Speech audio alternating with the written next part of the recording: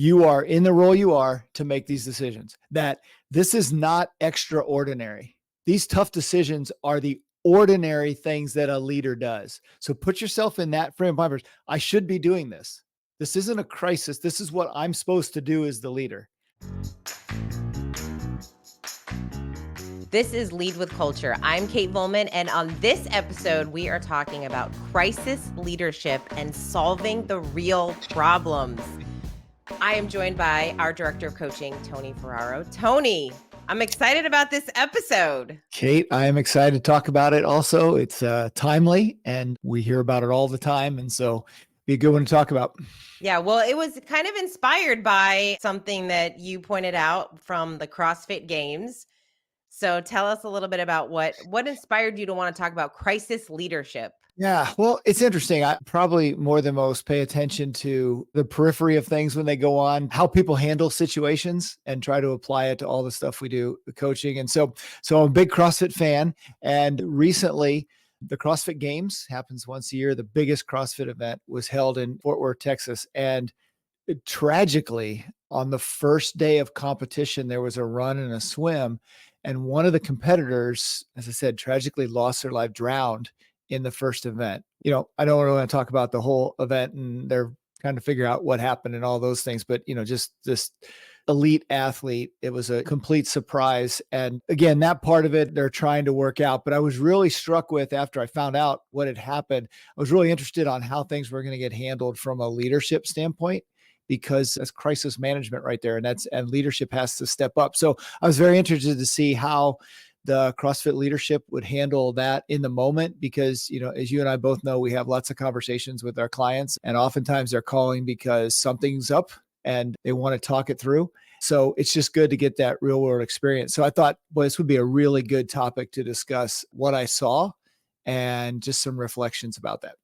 It really is interesting, especially with something like that, because I think with certain challenges that we're dealing with as leaders, we have a lot more time to consider when it's something where it's very public and people like you're big into CrossFit. As anyone that does CrossFit knows, they're probably big into CrossFit.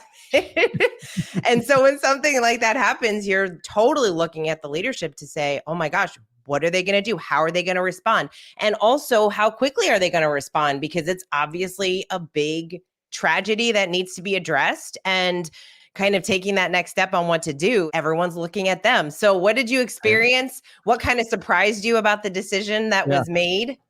Yeah. So again, separate from what happened, what Dave Castro is the head of the CrossFit Games. He's a former Navy SEAL. And I was really interested to see his response. And of course, they got out right in front and discussed what happened, took ownership of the issue, not necessarily blame, but definitely ownership of the issue, which is the first thing, you know, a leader has to do. And as you said, there's like nothing worse that could have happened to this event. And sometimes as leaders, and I'll hear this, that only the really bad stuff gets to me. Only the tough decisions end up on my desk. And I always say, look, if the decision were easier, somebody below you would have made it already. And quite frankly, if you're making the easy decisions, you don't have people empowered below you. So just that understanding as a leader, so you don't get caught off guard, that the tough decisions come to you. You're going to have to deal with them. There's going to be a landmine. There's going to be something blow up, and you're going to have to deal with it. And if you're surprised by that as a leader, then you're going to have a kind of a tough road to hoe from there. So that's the first thing. You own it, and then understand that this is why you're in leadership. Many things you do as a leader, this is what you're made for as a leader. That means you can't be caught off guard, which means you have to practice ahead of time, those habits, the virtues, the techniques, all those things that are necessary to handle a crisis. So that's the first thing. You start to plan ahead on these things. And I want to be clear, I'm not talking about a crisis plan here, although those are good. I'm talking about just at a gut level leadership and how you respond. So you better be thinking about those things. Something's going to happen, and you better be thinking about how you're going to react in the moment. The second thing, as you mentioned in there, that's interesting, is the timeliness of it. So yes, as a leader, you have to get out in front of things. However, one of the things that I see go on, I think too often now, is when something happens, there's a rush to do something And that's a little bit different than just getting out in front of it. So the rush to do it, unfortunately, the trend today from all the PR people is to just disavow yourself from somebody does something in your company or something happens, you toss them away and you move on from it. But I was just reading that when you think about your brain is wired to make certainty out of uncertainty. The brain is not meant to function in an uncertain state. That's a safety mechanism in our brain. So that can be helpful, but it can also be really harmful, because what can happen is we can make a decision. The brain will make a decision to make things certain that are uncertain. Well, if you've ever been working on a project or a paper in college and it's the last minute and you're behind, you just finish it up, even though you're going to get a bad grade. But the brain would rather know you have a bad grade than worry about the uncertainty of how you're going to finish it and get a good job. So our brain is going to do what the brain does and get us from uncertainty to certainty. And that's not always the best case scenario. So when you It's almost understand like that, we're like programmed for comfort. Like we want to feel comfortable, and being yep, certain is that state of absolutely. comfort Yep. instead of being comfortable, being uncomfortable, which is especially a skill that leaders have to have because of that very fact. Because every single day, it's almost we don't know what's going to happen. We don't know what's going to come across our desk. And so to be able to be prepared for those moments, that is what leadership is all about. Yep. That's why you're in this role. You're taking on that role of managing risk and what that looks like. And Yep. so being more comfortable in uncertainty than most people, because certainty is a need for many of us, right? We all want to be certain that we're making the right decision, we're making the right move, we're in the right place, all of that.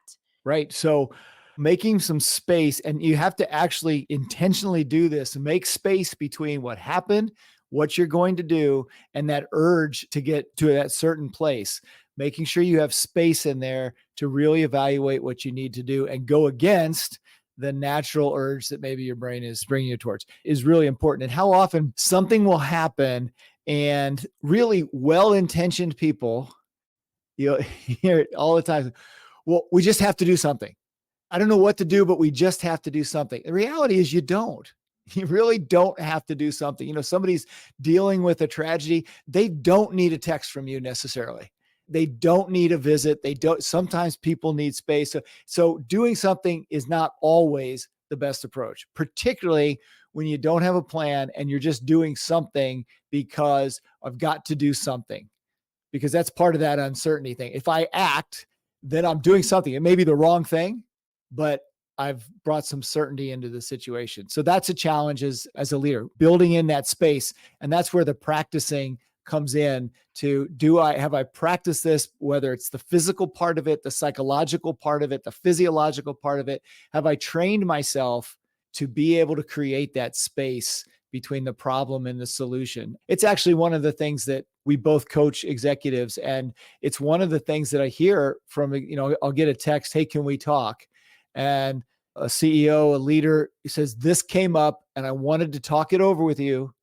Basically wanted to talk it over with him or herself, not really with me. They just want somebody to listen and to see how this sounds. And so you let them talk and they figure it out most of the time without any input.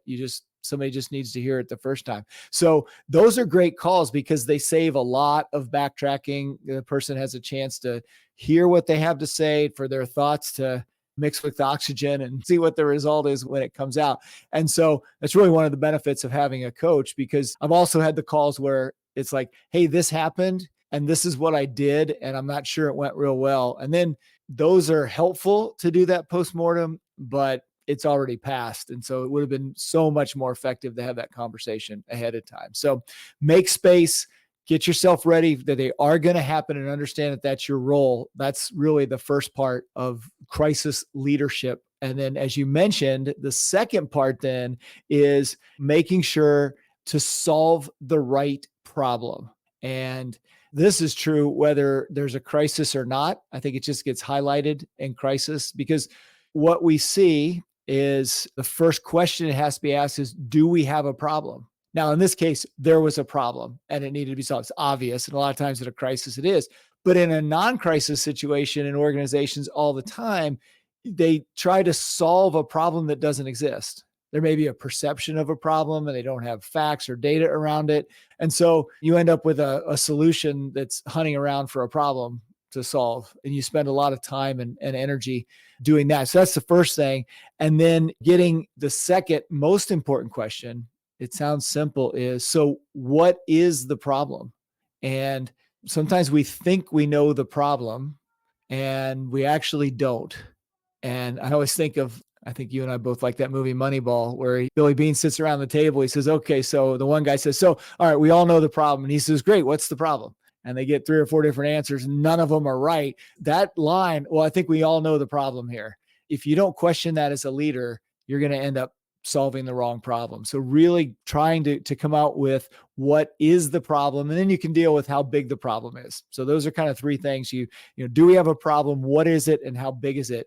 Will help you. Now, in this case, obviously this is an extreme case. Yes, we have a problem. That was determined pretty quickly. What is the problem? That I'll get to in a minute. And then how big is the problem? This was a big problem. So here's the part that really stuck with me. So Dave Castro was talking about, they made an internal decision that, because the big decision was, are we going to continue to have the games? It's a 3-day event, huge event. And so he chronicled how, in a video I saw later, how he brought the athletes together and said, we think we're going to continue the games. And he said immediately the athletes said, well, we want a voice in this. So he said, okay. And he got all the athletes together and put them in groups to have some conversations about it. And he said all along, as they were doing this, he said what appeared to be the prevailing voice was, we don't want to continue. And he said it was a pretty loud voice. Well, it was a loud voice, but it was being made by a small number of people. And so they were having these sessions, sitting, talking about it, and they decided to take a break. And at that point, he said several athletes came up to him and said, look, we just want you to know, we do want to continue with the games, but we're real hesitant to speak up because of how loudly and boldly a few people who were well known in the circle were speaking up about canceling it. At that point, he said, great, what we're going to do when we get back is we're going to take an anonymous polling of everybody and see what the actual feelings are about continuing. And when they did that, they found out that 80% of the athletes wanted to continue. And his comment was, if you had read the room prior to that poll, you would have swore that it was 80-20 the other way, that just about everybody wanted to cancel the games.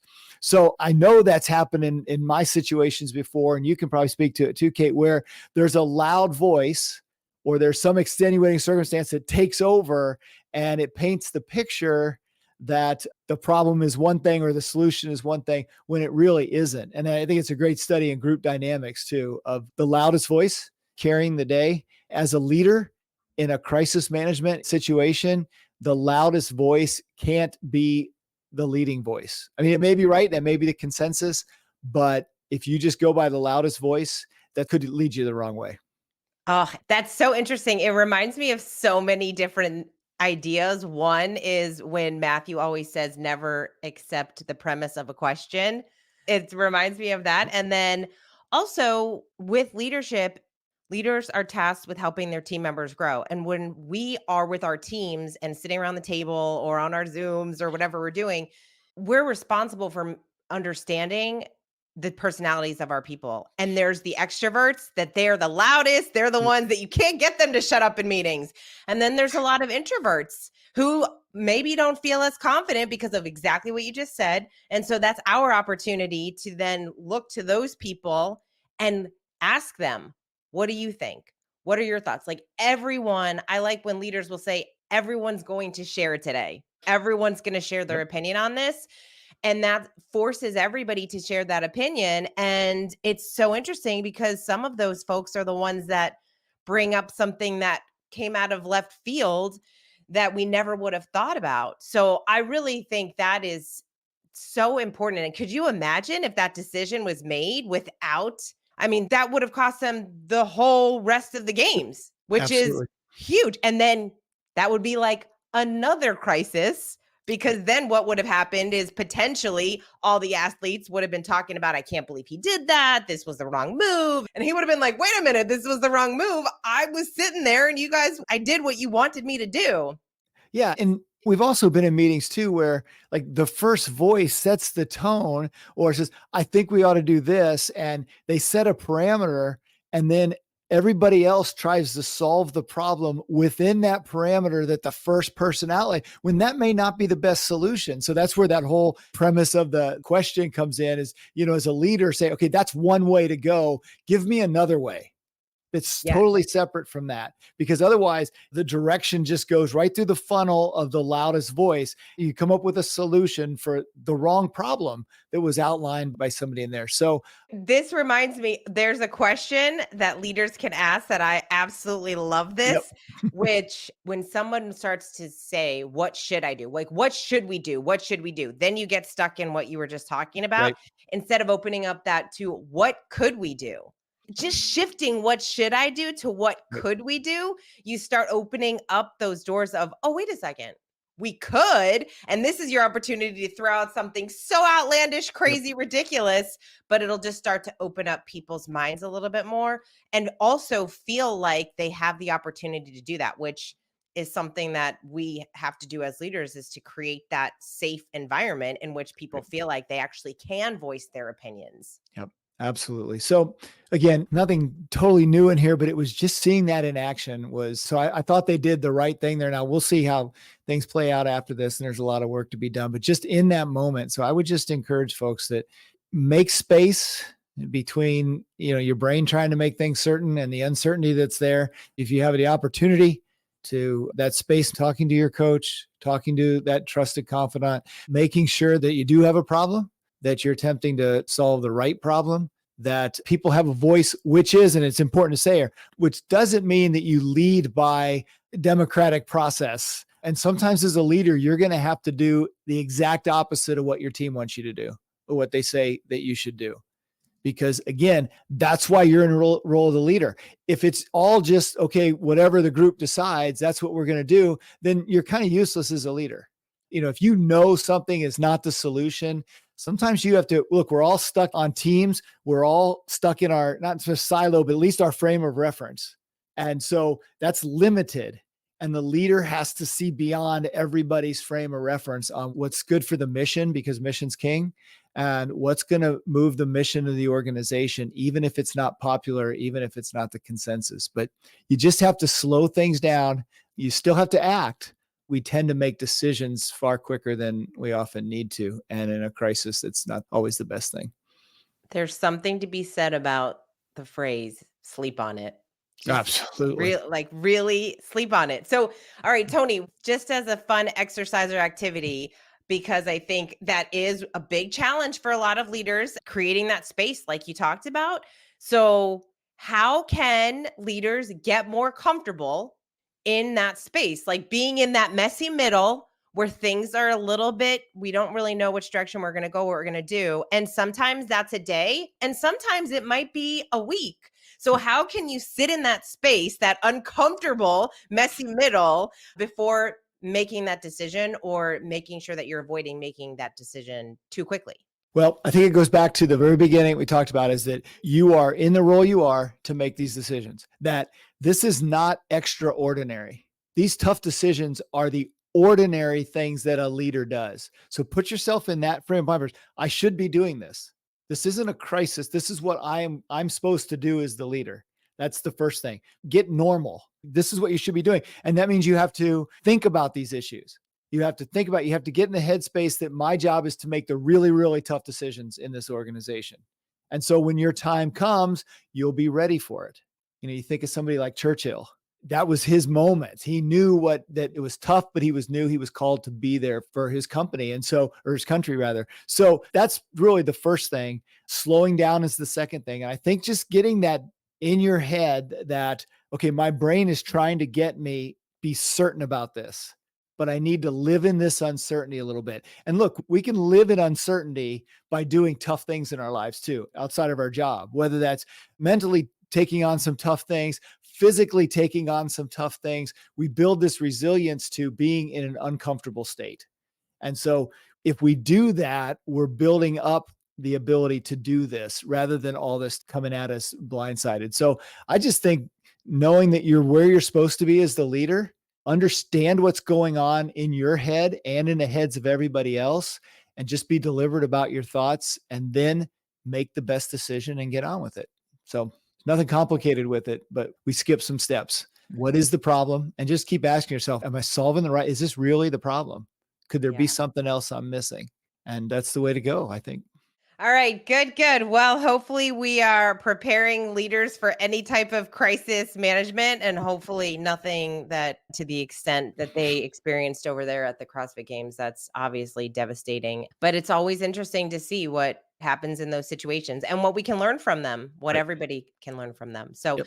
Tony, thank you so much for joining. Always really incredible insights. And if you are listening and you're like, I could definitely use a coach to talk through some of these challenges, or even when you need a little help getting comfortable, being uncomfortable, or having that third party person that you can talk to and call and, even ask, is this a crazy idea Am I or what? crazy?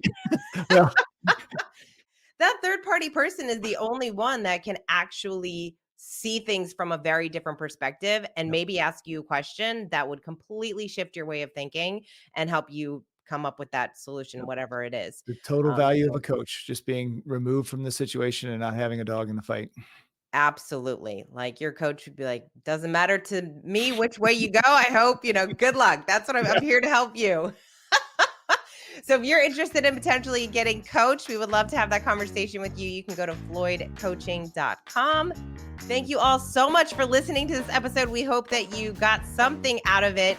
We look forward to seeing you at the next episode. And until next time, lead with culture.